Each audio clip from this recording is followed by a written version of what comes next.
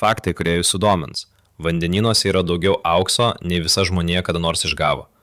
Mūsų vandenynų vandenyje yra ištirpę milžiniški kiekiai tikro aukso.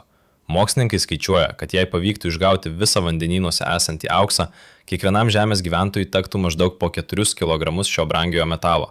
Problema tik viena, jo koncentracija yra tokia maža, 1 trilijoninė dalis litro, kad kol kas neturime technologijos leidžiančios jį išgauti pelningai.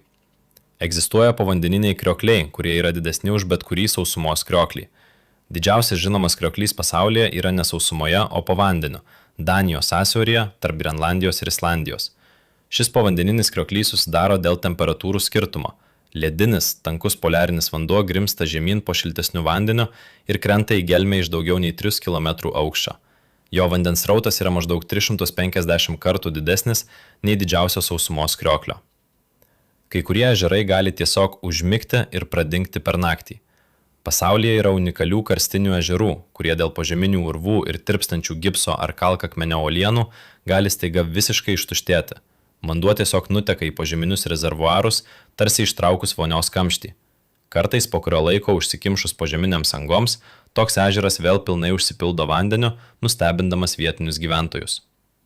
Jei patiko video, nepamiršk pasekti manęs ir paspausti like. Taip pat užeik į YouTube, nuoroda profilyje.